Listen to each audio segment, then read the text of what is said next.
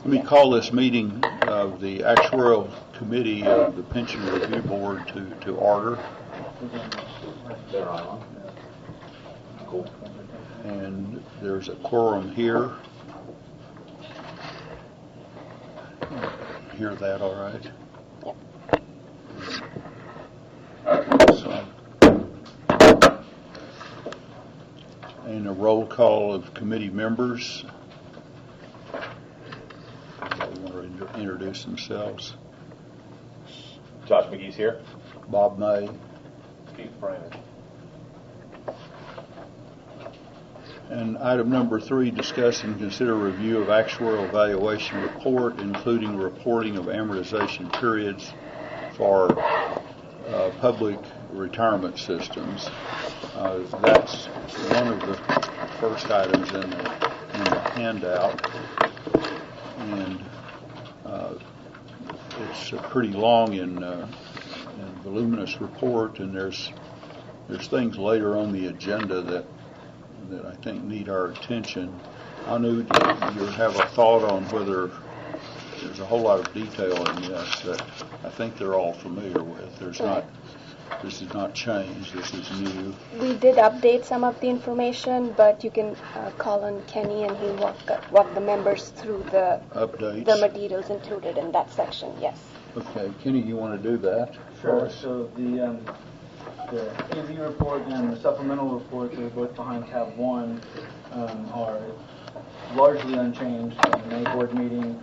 There have been 6 plans that have been updated. One of them being the Woodlands Firefighters Retirement System. We did receive their first actuarial evaluation, so that was the plan. We haven't received any information yet. There's also a new plan, but that's primarily all that's changed. So most of it is going to be the same. Immediately following the supplemental report, we have an actuarial assumption worksheet, and then we also have kind of a summary that defines the terms and provides some aggregate information right after that. So in general, what we've included is the information that we report in the AV. So and we're providing this to give you a little bit of additional information to consider as you are talking about changes to possible changes to the AV report. One of the things I do want to point out, the actuarial or the amortization period methodology that we're reporting is not necessarily the methodology that's being utilized to calculate their actuarial determined contribution. It is what we are using in order to report the period for their unfunded accrued liability. So most plans that we are reporting on are fixed rate plans, and so they're not directly calculating an ABC. So the amortization period that we're using is an effective period based on their fixed rate contributions. There are a couple of others that might use either a closed or a rolling amortization period to calculate their ABC that would be included in that, and that's when their actual contributions differ from their ABC contribution. Houston plans in particular, Houston Muni is one of those as an example. TMRS and TCDRS also use a closed amortization period, but they use a layered approach, and they are also aggregating a number of individual plans, and so we're reporting an aggregated number for everything. So there are quite a few additional details in there, but I'm not planning on going through and summarizing all of that, so I'll be happy to answer any questions that y'all have about the summary worksheet or any of the aggregated information. Board members, any questions? I don't have any. I'd just like to comment on the additional information you put in here. I appreciate the information and the details you provided. So on, if I may, Sure. So on this AB report, we've got kind of a top line sheet, and we've also got a supplementary sheet. We're presenting a lot of information in both. I think it might be valuable to have a discussion about trying to simplify the top line sheet and potentially move some of this information into the supplementary just so it's easier to read for board members and the general public. I think it also might be useful to talk about, given the changes in GASB 67, aligning the information that we report here with 67, maybe including some of this additional information in the supplementary. And happy to kind of discuss specific changes along those lines. But I think simplification and potential alignment with 67, GASB 67 might be useful in this top line sheet. Well, I sure agree with thinking of what we could do to simplify. Since that's on this topic right now, you want to go ahead and go into some of your thoughts on it? Yeah, that'd be great. So I think that, right off the bat here, the plan status I don't necessarily think should be on the top line sheet. So I think we can probably remove that column altogether. I think the plans that are closed or frozen are important, but they're not going to jump off the page to us, and we can easily flip through and find them on the supplementary sheet. I think amortization period, funded ratio are good to include, and we should include those for both the current and prior period. I think maybe that's all we should include from the prior period, and perhaps we cut out the AVA and unfunded liability for the prior period, because really all we're trying to get there is a barometer for which direction the funded status of the plan and fiscal health of the plan is going. We can always flip to the supplementary if we need to know specifics for how much larger the unfunded is relative to its previous position.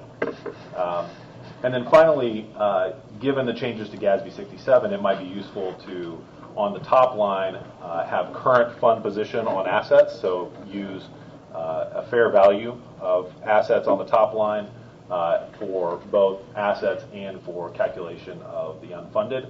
So mirror the GASB 67 MBA and net position here on the top line sheet. Recognizing that we can include AVA, so smooth assets, and unfunded calculated using smooth assets on the supplementary information. Josh, can you please restate what you're proposing striking from the prior valuation? From the prior valuation, I don't think it's necessary to show assets or unfunded liability on the top line sheet. I think the purpose of including that prior information on the top line sheet is to give us an indication of the direction of the fiscal status of the plan, which direction they're headed. And I think we probably got a little too much information here. So I think the two right-hand columns on this page. The two right-hand columns on this page. Go over again your thought about removing or changing the actuarial value of assets. Where were you proposing moving that? I think that's an important. That's what they're. Almost everybody is using the actuarial value of assets in developing their required contribution. I think that's a significant thing, piece of information. I wholeheartedly agree with you. I think that it's a significant piece of information. I think, though, this is an accounting document. This is not used to set funding. This is a check on the funded status of the plan. And I think as such, it makes sense to mimic the changes in GASB 67. I think the information should be included on the supplementary page. But I think this top line should emphasize current funded status as of the date, the most recent information we have. Well, I agree with you that it's a relatively small item, and so I can certainly end up going the way of putting it as a supplemental. I would not make that change. I would leave it on the front page because it's an integral part of the determination of the contribution rate of the plan. I don't know do we have any of our plans that are determining the actuarially required contribution based on market value of assets? I don't think so. I think they all are using. Did you find some? We do have 16%. 16%. 16%, and then More than another I 73 use 5-year smoothing. Right. The 5-year smoothing is what's widely used in the industry, and it's the majority of ours, but 16% is certainly not zero. I agree with that. Keith, you have an opinion on that? Well, I have a question. So, Josh, you're suggesting we strike columns titled Plan Status and the 2 right-hand columns on the paper, right? That is correct.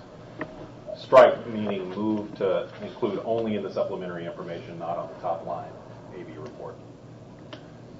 Anu, is this report dictated by statute? No, this is something the board came up with to provide key data points on the systems. Okay.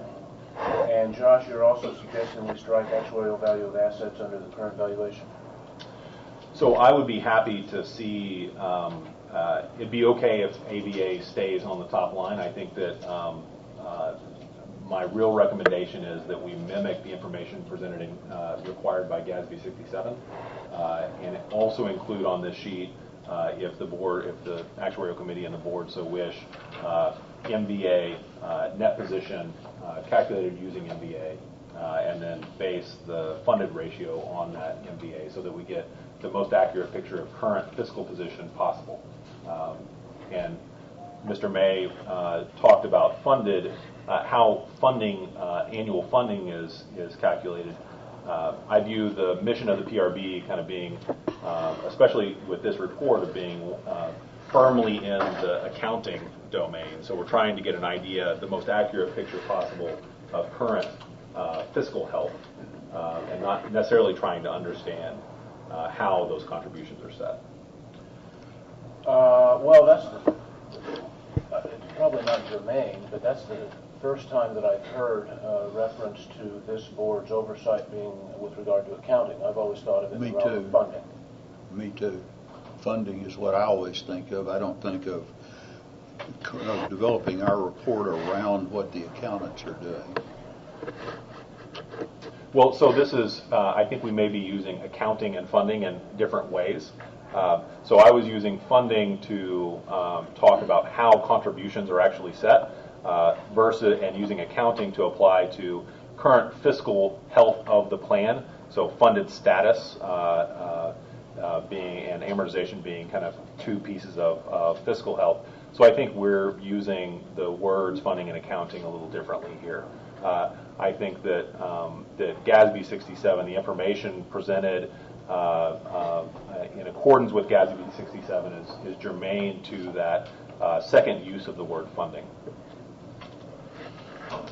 Well, this is looking way ahead, and it's not on our agenda today. But there is some discussion at the national level about moving what the actuary is required to do away from GASB, not in the direction of more focus on GASB. But I'm not here to quote all that today, and it may not turn out that way, but I think there's some movement in sort of where it would be the opposite direction of what you're describing. I'd rather see the accounting information in the supplement and not in the main report.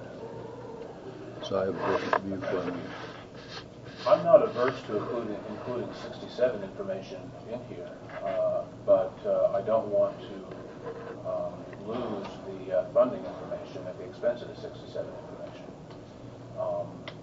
And You suggesting we'll have both in? if we can fit it, or just put it in, we could have a funding report. We call this generically the actuarial evaluation report. We could have the funding report and the 67 report. So I think that we should be clear on how we use those words, funding versus 67. I think we probably have to come up with better words there. I would be completely open to keeping smoothed assets on this sheet, as long as we also included MBA. I think MBA is an important number. I think that there can be misalignment. I think that it's important to show kind of that fair market value on this sheet as well on the top line. I think there'll probably be enough information if there's some agreement on removing some items from this that I don't think provide as much information. I'm comfortable with that. So the proposal would be strike the columns titled Plan Status and then the two right-hand columns on the ABA and the UAL and insert an MBA. Yes, that would be correct. I'd support that. I do too. And we would leave funded ratio attached to the actuarial value of assets rather than MBA. Yes, I would support that. Is that is that what we're doing now? That's correct. Okay. Keep it. The, if I may, on Sure. another item related to this, I would be very interested in getting a report in perhaps our next committee meeting on current amortization period. I would love to kind of know a little bit more about, so there are a number of plans in here. If you look at the supplementary information on assumptions, it's titled Actuarial Assumptions and Methods for Texas Public Protection. We've got a number of plans here where there's kind of recalculated amortization periods. I understand that most of those are coming from the but I would love to better understand how the method for calculating amortization factors into the amortization period that we put on this frontline sheet. Specifically, I'm interested in knowing if there are issues with open amortization, long period open amortization being reported in here as having a finite amortization period, whereas in actuality that will be an infinite amortization. That's kind of the specific issue, but I would like a kind of a broader report of how we calculate these numbers, if we calculate them, how the plan calculates them, and to the extent that there are deviations from what we expect the actual amortization period to be, to highlight those so that we kind of better understand what those deviations are and why. Well, I believe it's correct that some of our plans have an amortization period that is long enough that it is infinity, and others have an amortization period that is long but is short of infinity. It's too long, but it's 100 years or 72 years. And so we really have both kinds of plans with long amortization periods. I would agree with that. So I'm asking a separate question, and that is how the assumptions and the way amortization is calculated might affect the number that is reported here, and if there are any deviations between the number that is reported to here and what we expect to actually occur in terms of amortization schedule. So specifically, the issue that has arisen in my mind are plans that use long period open amortization, where you reset every year.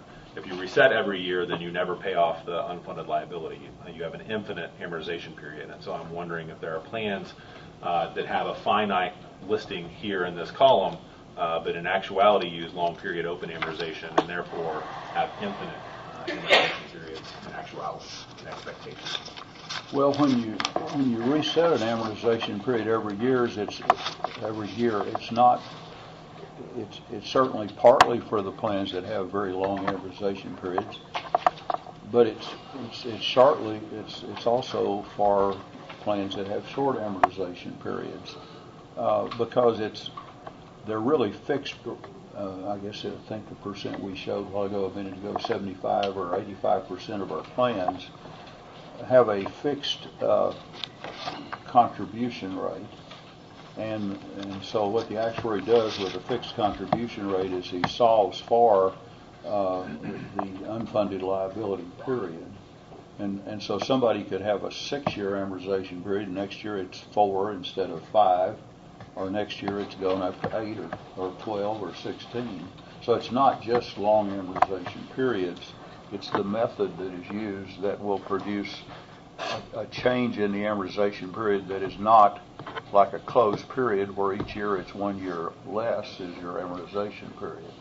So maybe I misunderstood you, but there's really, it's not limited to plans that have real long amortization periods. Josh, is what you're asking for the effective amortization period? Yes, I'm asking essentially for the expected amortization period, effective amortization period, and if that deviates from reported here. Yeah. I think if I may step in general, so if you look at the amortization methodologies that we reported in the summary, he's referring primarily to the 13% that have an open or rolling period. So they are calculating their actuarially determined contribution on a rolling period. And for those plans, primarily we are reporting a rolling period as opposed to an effective period based on what their actual contributions would turn out to. That would not include the recalculated plans? The recalculated plans are based on the expected contributions. So at a fixed rate, you are assumed to maintain that fixed rate in perpetuity, and that's what and so the recalculated number would show the expected based on that. And just point of clarification, the recalculated there are generally fixed rate or fixed rate with some standard increment factor, whether that's in dollars or percentage terms, but it's a fixed rate, maybe increasing, that make up the most of those recalculated. Yes. The potential problem that I'm not sure is a problem, because I'm asking for more information, are those plans that are on a rolling and not recalculated, where we are not reporting, to my understanding, the effective amortization period. We're just reporting that rolling period every year. Yep, I would support that. Sorry, I asked for more information on this, so you would support the staff putting together more information on those plans, the plans where their reported amortization period deviates from effective or expected amortization period. Yeah, or stated differently, I would support staff analysis of instances in which the amortization period as provided here is not actually the effective amortization period. I think we're saying the same thing. Yeah. Okay, it's fine with me.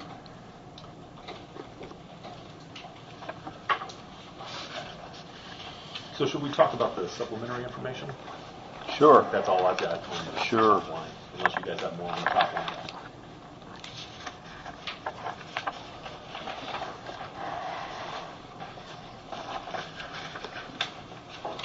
Go ahead, I'm sorry. So on the supplementary information, I think it might also be useful to try to think about cleaning up this sheet so we have fewer columns. I think it's valuable to include plan status, given that we took it off the top line AB report. I would, however, recommend striking the column titled covered payroll and also the column titled active members. I think that information is included in other reporting for the PRB, and we could get that information. I don't think it provides enough additional information to warrant space on this page.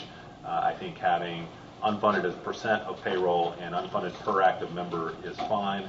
And very truthfully, I think that unfunded as a percent of payroll and unfunded per active member kind of provides the same information in a different way. And so I think we're kind of duplicative even there. So I would be happy taking one or the other of unfunded as percent of payroll or unfunded as per active member and leaving it in here and cutting the other three, dropping the other three columns. I think we ought to keep unfunded as a percent of payroll. And I'd be otherwise agreeing with you here. Yeah, that's a standard industry metric, and Yes. keep it also. Quick question for staff. There's an NA here. There are NAs in a few of the columns for covered payroll. Are those just related to the frozen plans? They look like they are. There's one that is associated with an open plan. That's correct. For TESRAs, since TESRAs comprises of volunteer firefighters, they don't have a payroll, hence we don't have a metric for that. Yeah, I believe their benefit structure is a flat dollar as opposed to Right. percent pay. Right.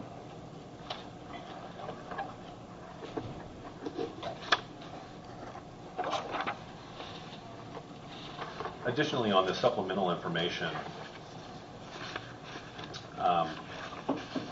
Mr. May, to your point earlier about funding, trying to make sure there is adequate funding, there's nothing in here about contribution levels. whether annual contributions from the plan sponsor are meeting the actuarially determined contribution or some other metric. I think it would be valuable to have the staff think about how we might include simple contribution sufficiency information in the supplementary report. I think the fiscal health of the plan is important, but what leads to good fiscal health are annual contributions that are sufficient, and that's been problematic as of late. And so I think including contribution information here could be a valuable addition. And I'm sorry, what page are you on? We don't have pages on this. I'm on the actuarial valuation supplemental report, so one before that. Yep.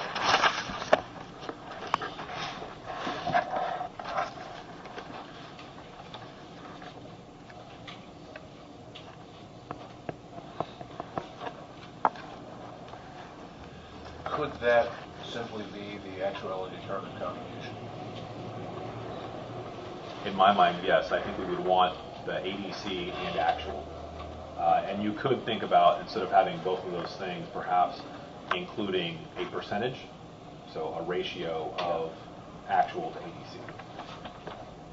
ADC being actuarially determined contribution. I think that's good.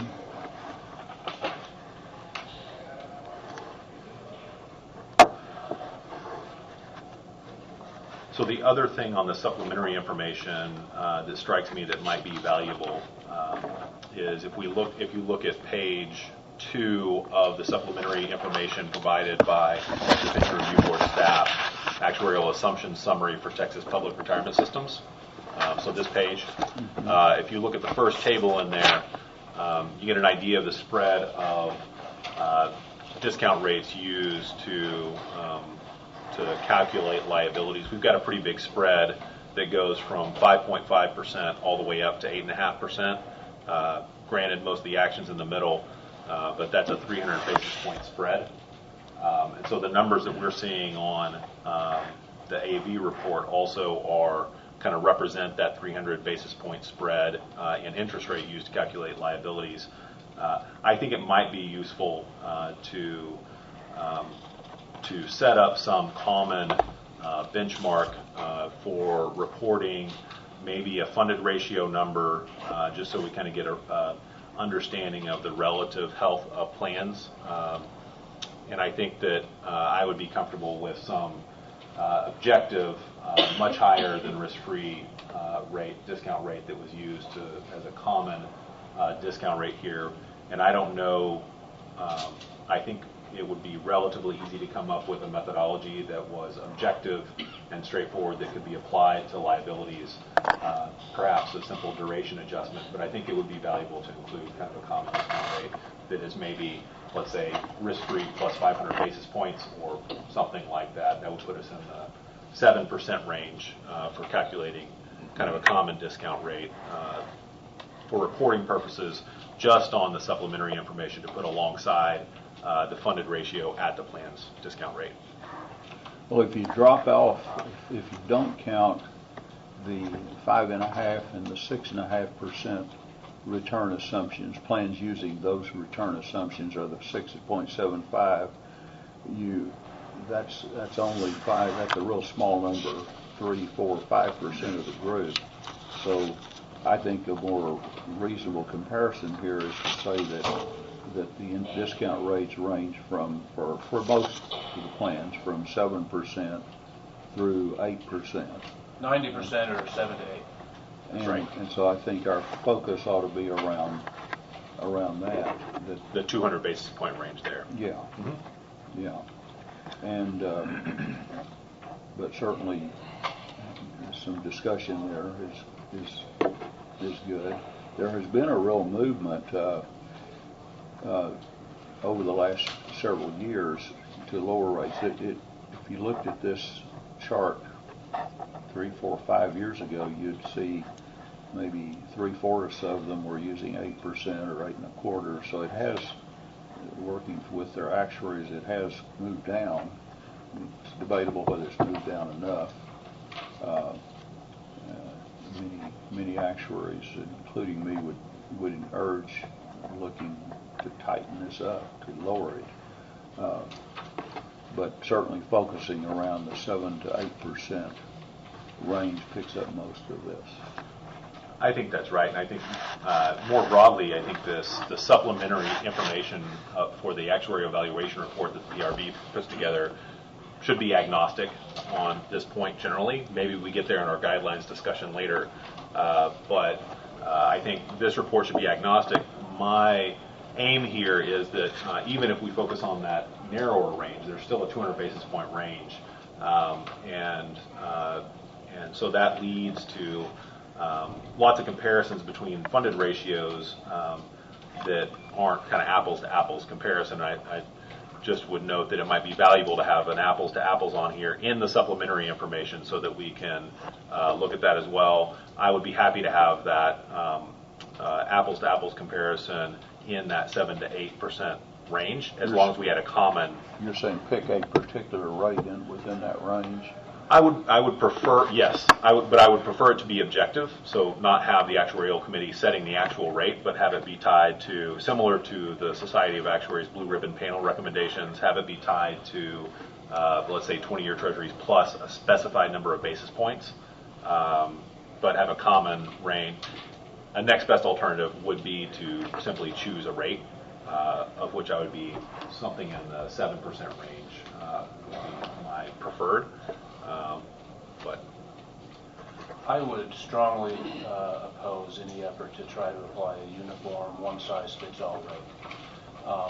The primary reason the rates vary is because risk profiles vary, asset allocations vary, durations vary, and attempting to apply a single return assumption to all of these plans in order to get apples to apples implies that everything else is equal, but it's not. Every plan is unique, and 67 prescribes that plans report their funding condition plus or minus 1%. Why don't we just grab that information that's already being reported? I think that would be really interesting. You actually bring up another point. So I would be a proponent of grabbing that minus 1% number. We're still dealing with non-apples to apples comparison. I would be very interested in addition to that, if that's where we land, that's fine. I think I'm fine with that minus 1% number, just to get an idea of what happens if there's a miss. I think that's good information. In addition, I think it would be useful to get additional information on the point that you just made. I don't know how much variation there is in asset allocation, in risk profile, and I don't actually know if we have the capability at PRB to really assess risk profile, but we certainly do on asset allocation. We do track, the plans do report their asset allocation targets to us through their investment policies, so we do track their target allocations as well as their actual asset allocation information.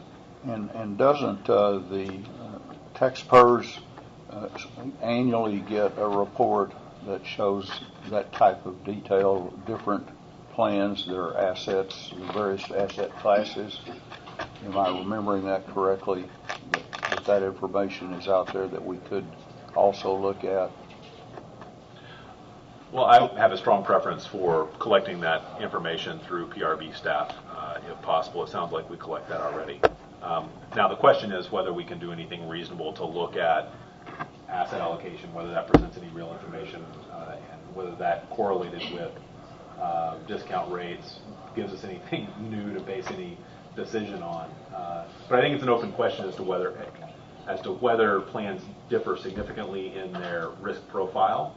I think there's probably some tail action on that, but I don't know how much they actually differ and how correlated that is to choice of discount rate for funding purposes. I would support collecting asset allocation information. I would too. Would it be useful to also try to say something about asset allocation, risk profile, and how that relates to discount rate? I would suggest we save that for another day. Can we summarize discount rate on the same information summary? I'm sorry, say again, please. So we're going to have a summary of asset allocation by plan. Can we also have include on that summary the discount rate used by those plans? Yeah, that's Yeah, interesting. the interest discount rate that they're using.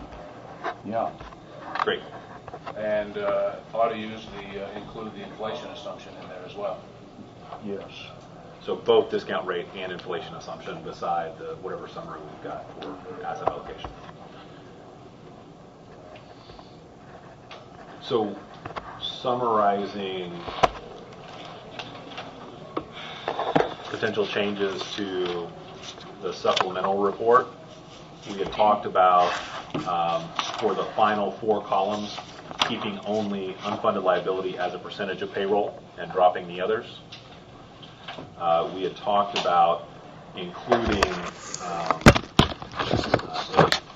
do we have funded percentage on here? We don't. The supplemental. Yeah. We had talked about including some summary number, and that might just be the liability number, using GASB 67 minus 1% on the discount rate. And I think that's all the changes that we have here. Is that accurate? Have the ADC comparison. Yes. Staff is going to look at maybe a percentage, so actual as a ratio to ADC. So just the ratio, not Just. the ADC actual and the ratio. I think we're trying to get to a place where Mr. May doesn't have to use a magnifying glass to look at this sheet. Okay. That's good. I agree. well, I'd like to know what the ADC is. If the ADC is 2%, that's a lot different than the ADC being 20%, regardless of whether or not the plan is getting it. Because 2% implies that the plan sponsor likely has the capacity to pay more. 20% suggests they may not. So doesn't necessarily have to be on here, but if we're going to fetch the ADC, I'd like to see it somewhere. We can certainly Yes. include that. Yeah, I agree. Do we have, I think this is an excellent point that Mr. Brainard made. Do we have, so it's important to have that as a percentage of payroll. Payroll is, of course, an indication of budget. But do we have direct budgetary information, general fund? Do we collect that information? We do not at this point, but certainly whenever we conduct a in-depth staff review, we do try to gather that information on the plan sponsor side as well. So When we did our big study a couple of years ago, That's correct. We did try to look get at that information then. Yeah, Right. and that was valuable because we used that to present the pension workload as a portion of the total budget. Yes. Should we consider, so percentage of payroll is useful, and I think that is a good place to start. Should we consider doing percent of general fund revenue, general fund budget, or should we just stay with payroll? Well, we've got payroll, and I think payroll is a pretty good proxy for capacity. And getting general fund not only is a highly imperfect figure, but it also requires a lot more work. So maybe we could at least start out with payroll. Staff has to have something to do, right? Yeah, right. Yeah, I'm fine with percentage of payroll. okay. On this point, do we also want to consider, since we're going down this road, do we want to consider looking at normal cost versus amortization? So having some sort of split between the two? That would be fine. I'm a little concerned about the workload we're putting upon staff, so I wouldn't necessarily expect this right away. I think normal cost is relevant. I also think that if we're going to get normal cost, we ought to identify the portion of normal cost that's being paid by the employees. I'm sorry, I would focus it on employer normal cost. I think the employee contribution is important. I think it's important to acknowledge it. But I think here we're primarily trying to hold sponsoring governments accountable for paying their fair share. and an adequate amount to actually fund the benefit? No, I have a different view there. I think we're looking at that all sources that are used to fund the benefit, and that employee contributions are a significant part of that operation. Varies by plan, but I often see the employees stepping up faster than the employer when there's a shortage. So I wouldn't discount the importance of what the employee is putting in. I think that's an important thing to continue to have. So the danger is we're getting back into magnifying glass land? Well, that's one of the more important points in my mind, glassland or not, that the employee contribution rate and the employer contribution rate are both important. But I wouldn't try to take one off or leave an impression that it's less important. I've seen the Texas legislature in the last few years go first to the employee. Let's get the employee rate up quicker than they're willing to raise the employer rate. So. We can put it on a different table. I was actually about to say the same thing. That's right. And employees always pay the required amount. Always. Employers don't always pay the required amount. And I think it's important to point out what the employees are paying and always paying, and to show when the employers are not paying. Yes. Also, as a state, employees in Texas pay a larger share of their pension benefit than relative to the rest of the country. And I think that that's important to illustrate that fact, particularly with some of these plans where the employee and the employer rate are matching. So I appreciate you raising normal cost, and I think we ought to be able to come up with a table that identifies the components of the cost, normal and unfunded liability, employee and employer. Right. That's good. I would agree with that. So are you implying that we have a simplified sheet here that doesn't require a magnifying glass, that focuses on current financial status of the plan, and then a secondary sheet that looks similar to this one, but focuses on contributions and has kind of that ADC actual ratio of ADC to actual, and then a breakdown of where that contribution is coming from? Yes, to be quickly followed by a request to the legislature for additional staff resources. Appreciate that. Yes, we can certainly put a table together. Can Separate one. Can we ask staff how onerous this would be, or to, as they put together some draft of this, how onerous it would be to put this together on an ongoing basis? Once we have a template going, we do track these different pieces of information. So once we have a good format going, it will take some, but at every board meeting, we can certainly provide updated information based on these different pieces.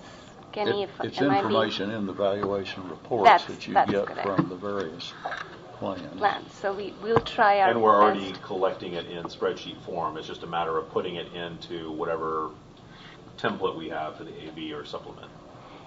It would require some research on our end to make sure we are accurately tracking the information the way the committee members want us to. Initially, once we have that process in place, going forward, we can definitely provide updates to the board at every meeting. We have an in-house database where we house this information. So when the process that we have is, once we receive an AV report from a system, we look at those different key pieces of data that we track, analyze those, and input those in our database and run queries to produce spreadsheets and play around with the data. Kenny, feel free to jump in, but in my mind, at least to get the initial groundwork laid out, we may need some time to make sure we are tracking or I think collecting. it's primarily a question of, are we tracking each of these pieces separately or not? And I don't know that off the top of my head. So once we it would be valuable for us to, whenever you come back with a kind of recommended format, to also say whether, I mean, if you feel that there's a piece of information that is not collected now and will be onerous to collect, just let us know what that is, I would say. Sure. The only piece I am at this point unsure of is the normal cost. So we can certainly come back and update the members at the next meeting. And the normal cost should be an integral part of every evaluation report done Right. by the actuary for the plan. Right. We are definitely tracking that, but with regards to breaking it down, we may need to go back and revisit and see how we can. Okay.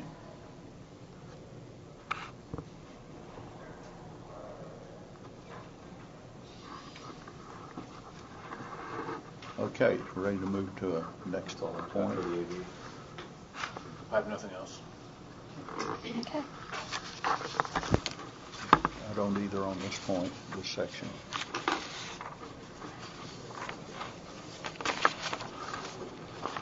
So our next section is Direct staff to update the AV report and come back with a draft at the next meeting. yes, just on our agenda, that we are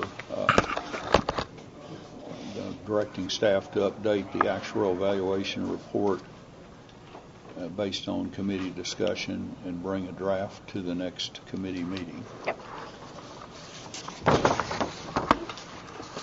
Watch the microphone over there. Thanks. All right, so next is, take it. Bob, are you gonna have public comments? We've got a section here Oh, for public comments. I'm sorry. On that Definitely. discussion. Yeah, definitely want public comments on what we've been talking about. And we value those comments. We're having a special meeting to be of a more technical nature, so please, if you have thoughts, let us hear them.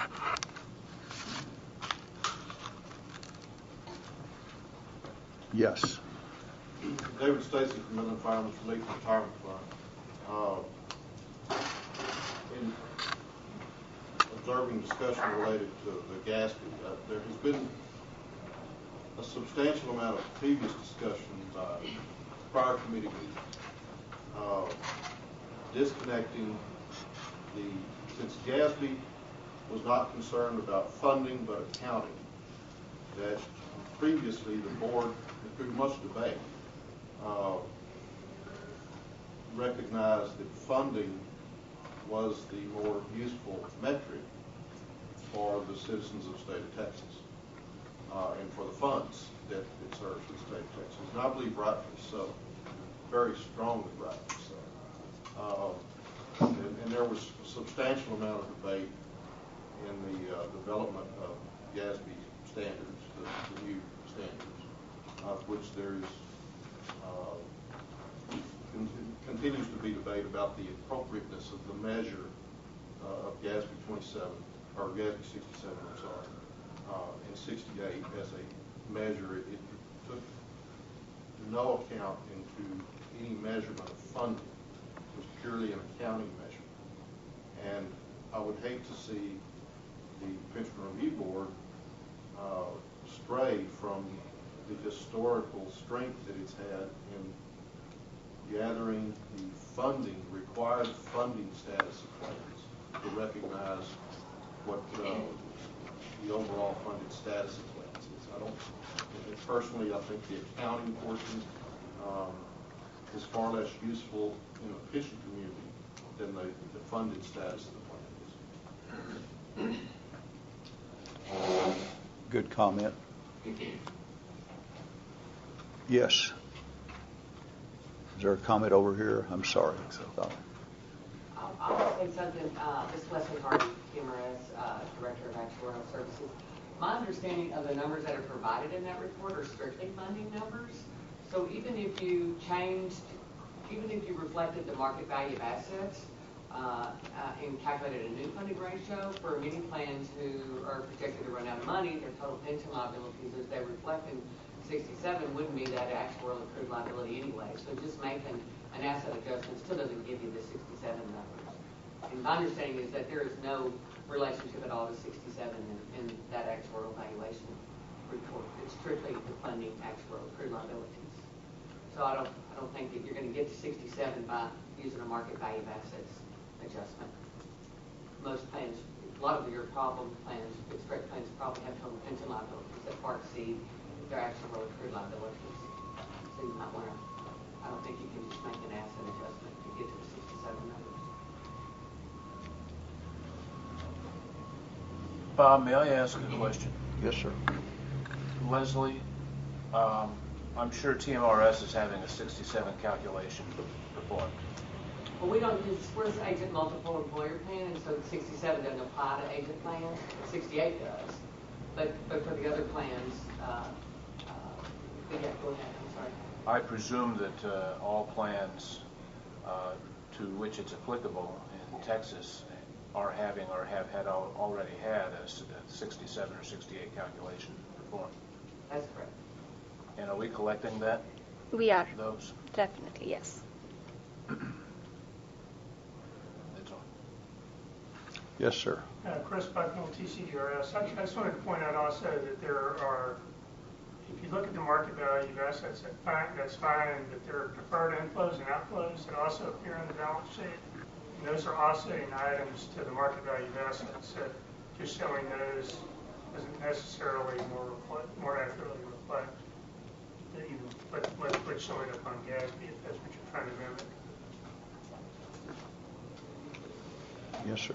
Also agree with what you guys decided. We talk about normal costs, looking at percentage of payroll, and once again, not trying to look at the general funds of what these cities are putting out, because I don't think they know how it is day to day, and they change it, how they fund it. So I said definitely not to use that general fund percentage. Any others? Any other comments? Okay, we'll go next to the next item, which is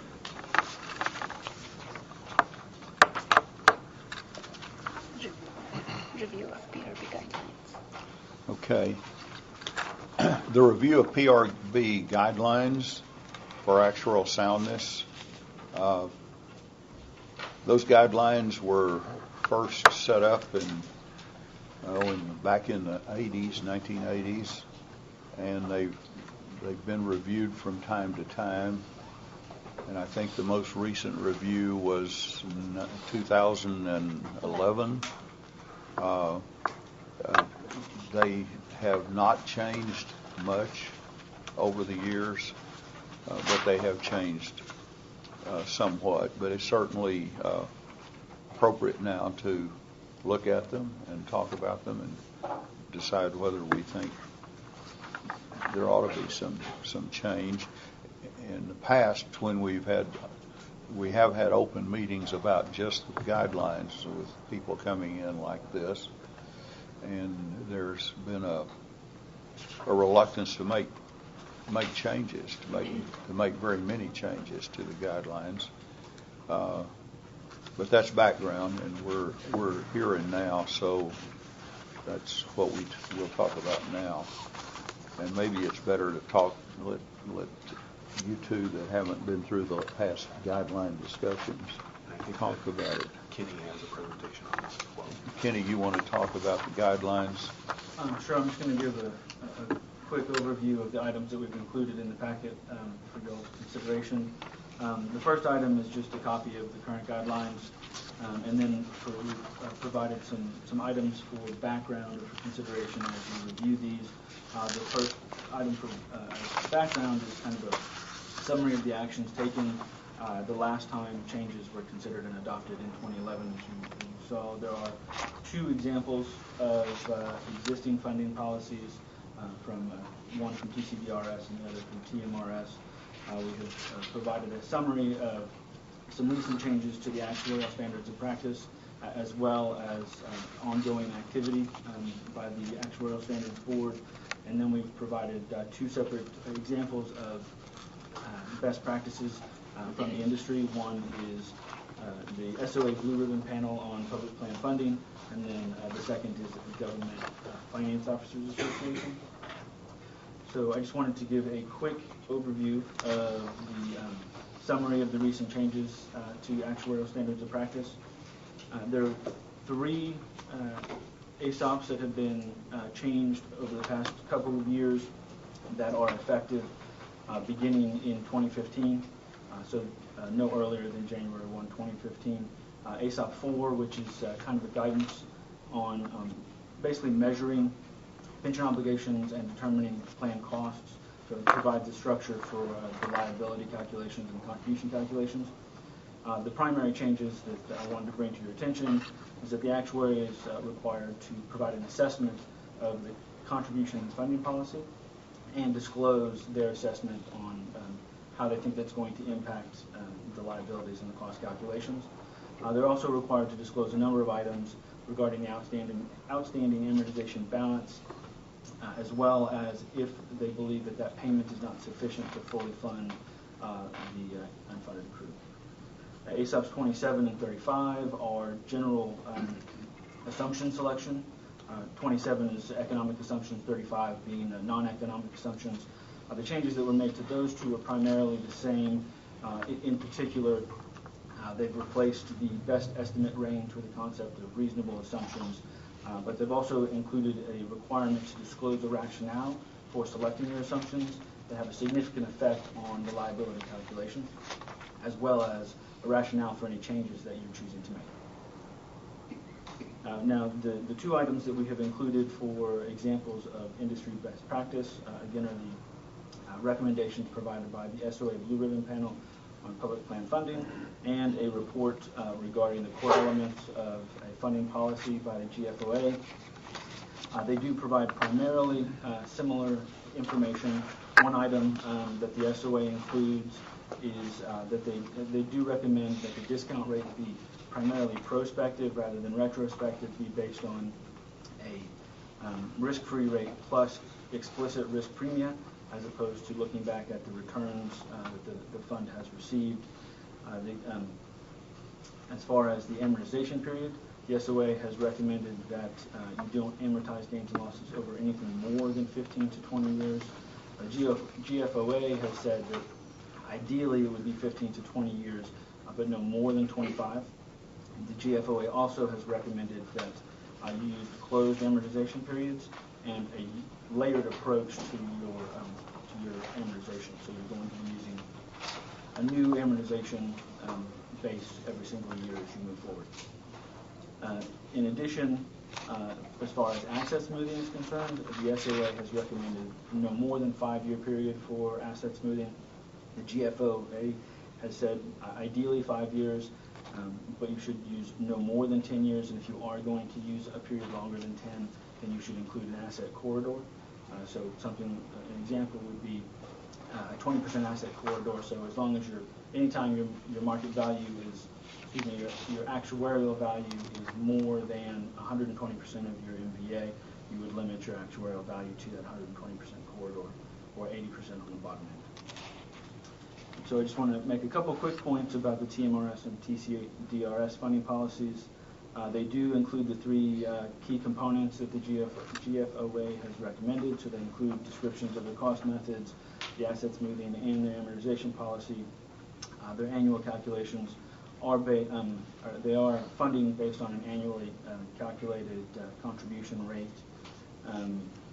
Both of them are using the closed layered approach to their amortization, as the GFOA recommends, and that's one of the reasons the systems themselves are reporting an effective amortization to us as opposed to a closed period. And another item I thought was worth noting is that they do both include a provision for reviewing the actuarial assumptions, and they both require an actuarial audit for all of their systems, for all of their plans, not just large plans. So that's everything I have on these items. If you guys have any questions, I'd be happy to answer them. Bob, I have a couple of questions, please. Sure.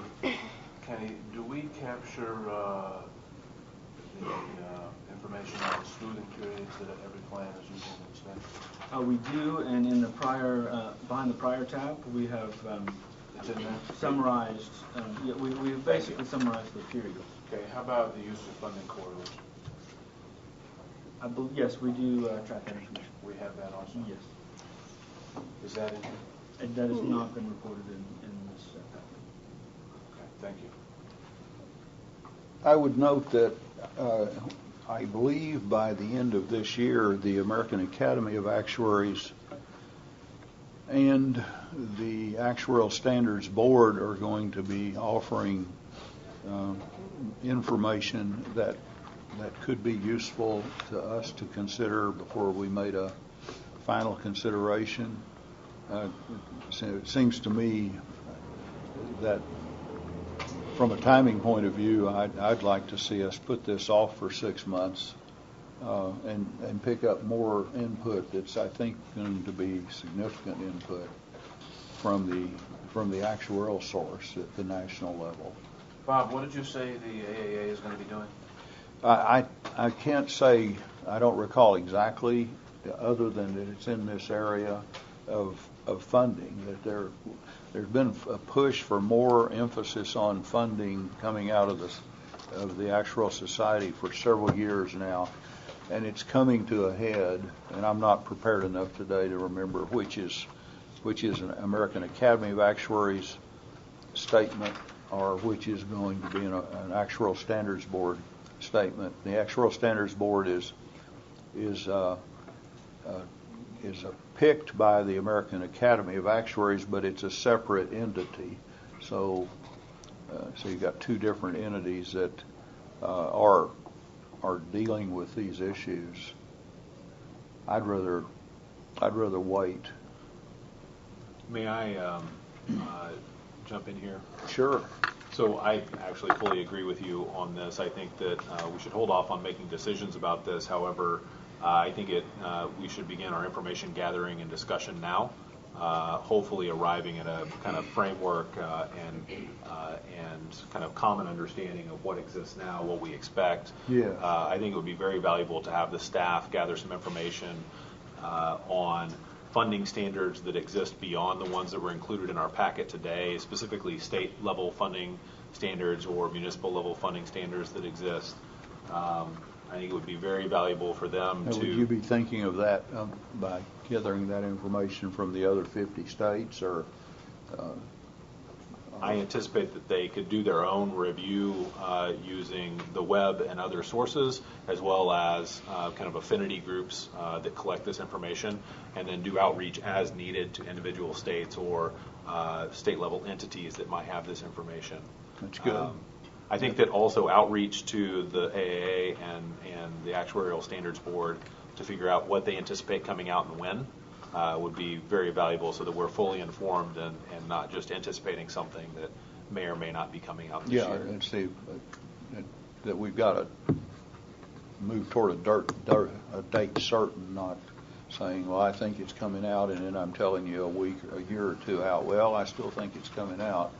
But I do think it's moving fast right now. I think based on, it would be very interesting, I don't know if you actually have information on this, I was struck at how the commonalities between GFOA and the SOA Blue Ribbon Panel on pension plan funding, a lot of commonalities, a lot of agreement on kind of the elements that are important. Kenny laid those elements out. And my understanding of the Actuarial Standards Board hearings where they had public comment, there were a lot of comments around those same elements. So I'm guessing they're going to be in kind of the same ballpark on elements that are important for plan funding. Do you anticipate that being true? Yes and no. I mean, I think they're going to give consideration, but I think there's also going to be some move beyond it. There's been less than an ideal connection particularly between the Society of Actuaries through its Blue Ribbon Panel and what the American Academy of Actuaries and their committees are doing. There is some friction there, and maybe they're overcoming that friction right now, but it's out there, differences of opinion. But yeah, we need to, and I can coordinate some with Kenny, just trying to see if we can find specific dates when they think things will be listed and sent out to the public or to all the actuaries. Do you agree? I think it would be very valuable to, so plans will be looking at their funding over the summer and fall here. I think it would be very useful to, as they're thinking about that, seek their input on any changes to the guidelines and areas for changes. I think, the earliest we could probably do that is the fall, but I think we should probably angle for getting some input from the plans in the fall, and then shoot for trying to, if we're going to make some decisions on changes to the guidelines, try to do that in the late fall. I think that's good, and if staff could get the word out to the various plans that we're interested in their opinion about the existing PRB guidelines. Are they okay with them? Do they see change that they'd like for us to consider, and what those changes are? And we did do that. Not I, because I wasn't on the board then, but the board has done it that way in the past. And it's a good idea. I would stress on the guidelines for actuarial soundness. Often these are presented as guidelines for plans. Really, this is trying to make sure that plan sponsors give the plans enough money. And so I think we should. I think plans should view it as such, that we're trying to ensure that the contributions to the plan are sufficient to meet benefit obligations, and hopefully put some kind of guidelines that policymakers will abide by, because I think annual contributions have been somewhat problematic. Sufficient, adequate annual contributions have been somewhat problematic in the. I agree with that, period. but I would once again add, they do also look to the employees to make a contribution towards funding the plan. So they do employees get involved in this too. Yeah, you both make a good point, but I think Josh's point is particularly valid, and that is that we often just thoughtlessly apply these funding concepts to plans when it's not planned. Plans don't print money. Plans don't appropriate money. It is the plan sponsor ultimately that has to provide the funding. And we may even wish to consider over the coming months changing the nomenclature here to incorporate the plan sponsors in here, because plans, to some extent, in many cases, a very large extent, are innocent bystanders in all of this. They're just trying to do their jobs. And the funding guidelines, to a large extent, really need to be directed to the plan sponsor. That was exactly my point. I would also encourage members of the committee over the coming months to consider other elements that we might wish to consider adding to these guidelines that are not presently discussed. Can you say some more about that? Well, such items as a smoothing period, as Kenny referred to, the possible use of corridors and other funding elements that really are not discussed in here, but that could be. Mr. May, can we kind of open it up to a discussion of what maybe we should ask the staff to investigate over the coming month between our meetings and bring a report to us on? So kind of a framework for the elements that we might want to see in this? Yeah, but within that, aren't we saying that the staff will reach out to the systems to see what ideas they have about changes in the guidelines?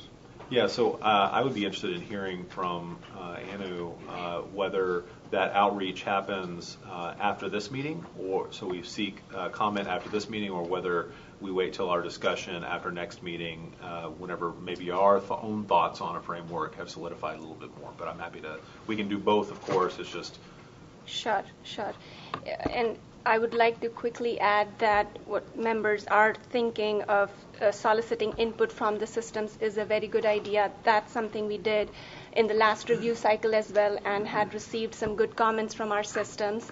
What I would recommend at this time is for staff to go back. One, we have already started looking at funding standards in other states, so come back with a more thorough research on that for the members to consider, as well as we can come back with possible survey questions for our systems that members can look at and see if, based on the discussion at the next meeting, they'd like to tweak some, ask more specific or broader questions to get input from our systems. And maybe go from there. And we can send the survey out right after our July committee meeting to solicit input from the systems. All sounds good to me. Yeah. Can we talk about the elements per Keith's earlier comment about important elements that we might want to research and specifically that the staff might want to look for in other state contexts or in other kind of agency level contexts? You're talking about in this actuarial sound, we're still on the actuarial soundness. Yes, sir. Yes, sir. Sure. So I think that kind of echoing Mr. Bernard's earlier comments, I think it would be useful to think about all of the elements of funding policy here. The big ones being the ones that were the focus of the SOA Blue Ribbon Panel and the GFOA. So discount rate, asset smoothing, amortization policy, and perhaps in relation to amortization policy, the payroll growth. And I really like the structure that exists already in the guidelines on number 4 for amortization period, where it lays out a value that is kind of the boundary of acceptable practice, and then also lays out a target. I think that might be a good structure for these other elements as well, where we say that this is clearly out of bounds, this is too far, but then we also set up a potential target to aim for that is kind of the best practice value for whatever we are talking about. For some time, I've had a concern that the not to exceed period of 40 years as being a required minimum is to meet our guidelines is too long, and that I would. This is something we'll get input from the group and make a future decision. But I'd rather see the 40 years changed to 30 years, and the 15 to 25. I would be tempted to say with 20 as a period not to exceed, heightening up some. I've seen, and actuaries dealing with other states are tightening up. Those are not anything to do with that. Now we're going to be gathering input, but I am on the side of believing that the guidelines need to be tightened up. I would also be a proponent of some other elements like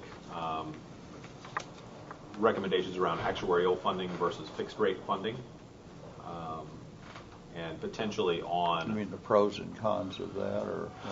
I think that the staff should probably investigate the pros and cons of those of using fixed rate versus actuarial funding, and I think that the committee should consider recommending to the full board a change that maybe makes a recommendation going towards actuarial funding rather than fixed rate funding.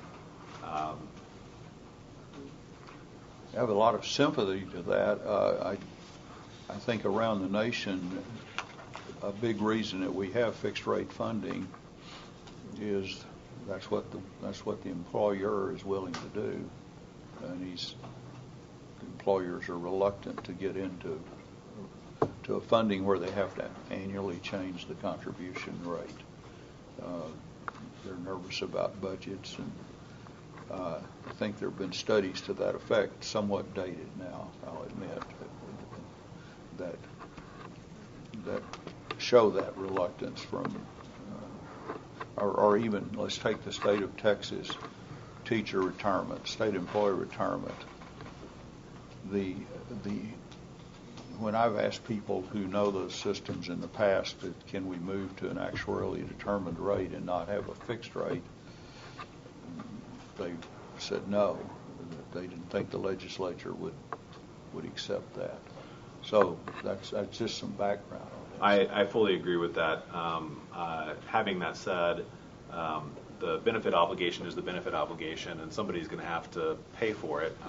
And to the extent that there is underfunding, my observation has been that the workers have borne a lot of that cost. True. In the presence of that reluctance. And I think that perhaps the Pension Review Board has a role to play in making recommendations that push employers to more adequately fund their benefit. Right. Good point. Anything from else from the three of us on the guidelines discussion? One other thing, please. If I'm not mistaken, state law requires the commissioning of an actuarial experience study every 5 years That's correct. for plans with assets of $100 million and more, That's correct. which leaves a lot of plans not conducting ever an experience study. And at a minimum, I think we should consider including a standard for having an experience study conducted at some interval.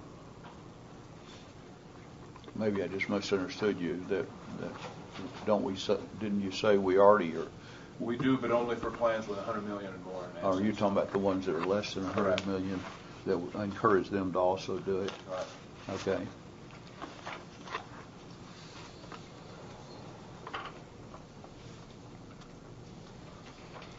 And just to quickly add that the board did include that as a recommendation in the financial health study.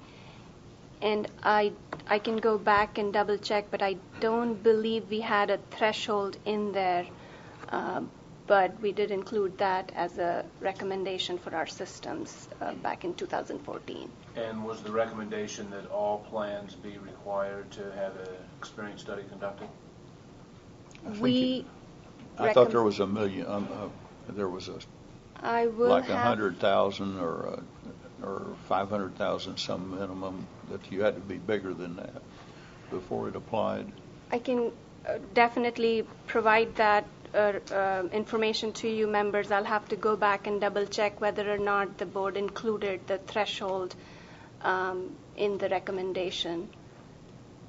I just think it merits mentioning in the guidelines. Sure. Mm-hmm. I would also point out on the guidelines, if I may, Sure. there are some of these that are aspirational and vague. So number 2, for example, the allocation of normal cost portion of the contribution should be level or declining as a percentage of payroll over all generations of taxpayers and should be calculated under applicable actuarial standards. Aspirational, very hard to figure out how you would actually apply that in practice to any plan funding. And maybe we want aspirational things in here, but it would be useful to also think about how we might apply some of these standards as well. So how would we even determine if this was being violated? I would love for the staff to kind of think about how we would do that and also kind of help us think about potential wording changes that would facilitate us being able to apply these. A second piece on actual contributions, it might be also useful in addition to kind of putting guidelines or boundaries on what is acceptable practice in terms of these funding policy elements and what the target should be. Also have some element that is here related to actual contributions and deviation of actual from ADC or something like that could be useful to include. One concept that might be useful to explore is negative amortization. So did the unfunded liability increase in any given year simply because the contributions to the plan were not enough to cover interest cost on the unfunded liability? So maybe include some level of whether there is positive amortization in a plan where the contributions are enough to start paying down that unfunded liability at all in any given year.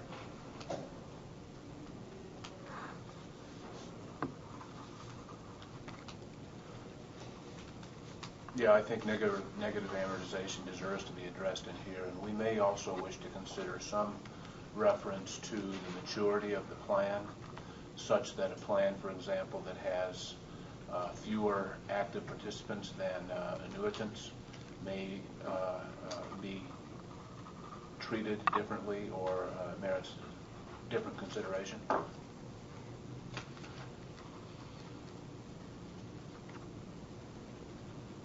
Because that's the direction we're heading. We're all getting more mature. At different rates. Yeah, it is a direction we're headed. It's, I think, immediately of the teacher retirement and the state employee retirement would with amortization periods of 32 years, you have negative amortization with 32 years. You need to be down somewhat under 20 years to. So we'd be saying that that's our view even to our big systems. And so just thought I'd point that out. It's got that, will have that effect. Right, who you have noted have had a difficult time getting adequate payments from the state legislature. Yes, I have noted that. It might be useful for the staff to look into this issue of negative amortization and just provide us some summary information on that to the extent they can as well. In relation to our... Of all of the different plans that have it, I mean, many of the plans have amortization periods above 20 years, and so they're going to have some degree of negative amortization. It would be useful, I think, to understand where we think that crossover point is in the effective amortization period, and then how many plans are experiencing currently negative amortization due to insufficient contributions from their The period is almost always in the 15 to 20 year range. In my view, with regard to negative amortization, the larger part of the problem is not the negative amortization per se, it's the lack of knowledge and awareness among trustees and perhaps the general public to the extent that they're understanding it. Negative amortization in and of itself is not nefarious, and there's not necessarily anything wrong with having it. But I think often trustees don't understand that is what they're into. And I think that negative amortization needs to be more clearly stated and understood than it is.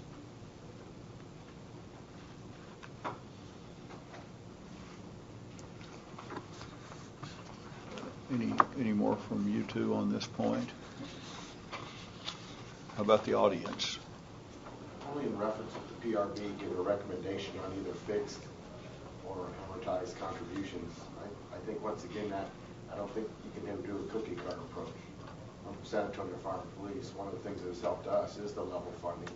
We found that sweet spot where we're about 8 or 9% above the normal cost, which constantly pays down that credit card if you want to look at it that way. And that's, as you had said also, it's easier for those cities to budget, but you just have to find that sweet spot. We're about 36% of payroll between the members and also the city. But like I said, that's above our normal cost. Anything above the normal cost gets down on fund liability plus excess returns above our discount rate. So I just hate to see a standard recommendation because it's what's been one of our strengths. The level funding, we know we're going to get paid every day, every 2 weeks. The members know they're going to get paid every or have to pay every 2 weeks. That's just my issues and having to play that up and down with the budgets and sometimes it's just the minimum. We're just going to pay the minimum, not paying anything to get the fund liabilities down. And your amortization period is what? We're right at 11 years, 12 years. And plus, at the same time with us, that gives us the ability. I mean, about 5 years ago, we were at 8% assumed rate, and we just ate little bites at the apple, little bites. And now we're down to 7 1/4. We were at 6 years last year, amortization years, but doing well. We lowered another 1/4%, and we take more risk out of the portfolio. Our ultimate goal is to be at 5% someday. And then when you're there, then eventually get to where maybe you can reduce contributions on both sides. But we're constantly paying down that. I like using the term paying down the credit card, not just paying the minimum, paying above it. So like I said, that's given us the ability to take a risk out of the fund. For us, I can tell you the level funding has worked fantastic. You just have to find that sweet spot with your municipality and also with your members. We pay a good amount into it, as the members themselves. But I think, I hate to say cookie cutter on anything. It might work, it might not work somewhere else. But it's all very clear. Appreciate your comment. Other comments? Yes. David Stacy with the Fire and Police Retirement Fund. Just one reinforcement of Mr. Brainer's comment earlier. There's a litany of list of items to study here directed to staff and having some knowledge of the staff, and they have roles to play in their regular day job, that the requests of the board are generally over and above that. And you've used up a whole lot of lunch breaks here in gathering information. So while information is valuable, and I think you've discussed many things that could be very useful in analysis, be patient with the existing staff as they produce this. And if you want to continue to get that information, I think it would be good to support adding to that. They are one of the smallest agencies in the state. So.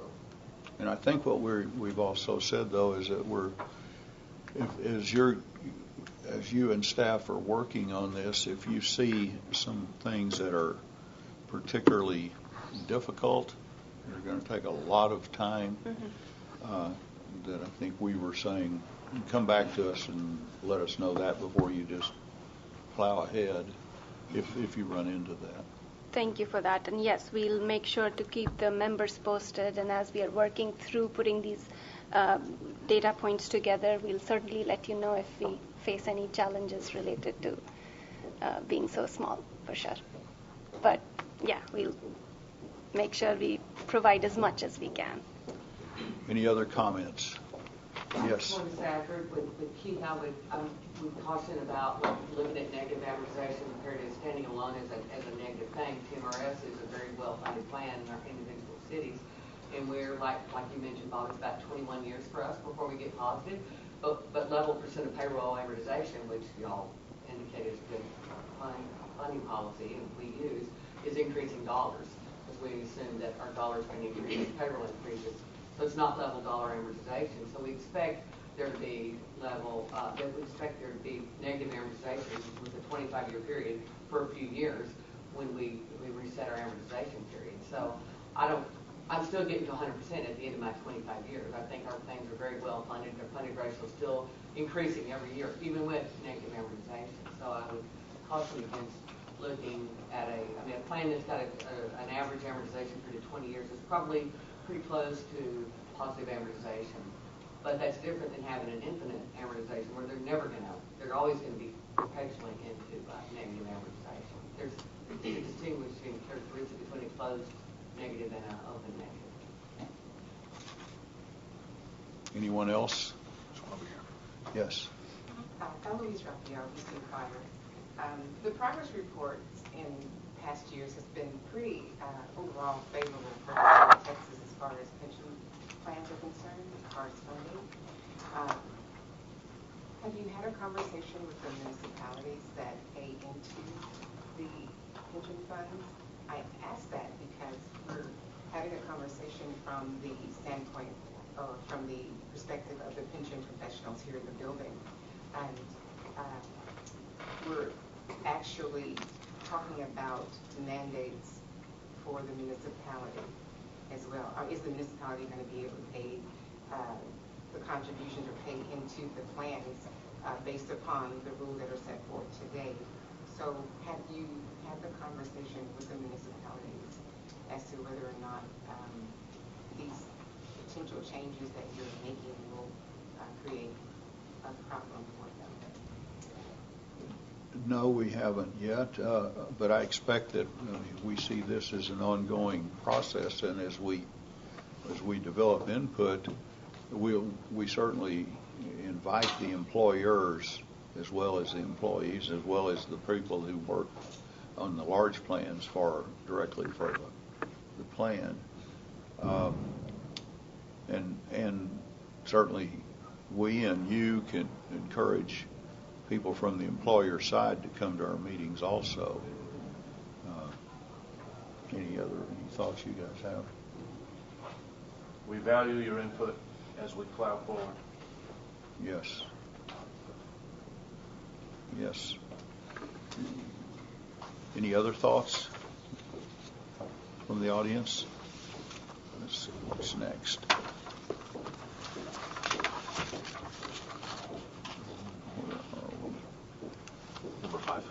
Number 5. Okay. Number 5. discuss and consider a rating system for pension plan, fiscal health, and annual funding adequacy. A little history here.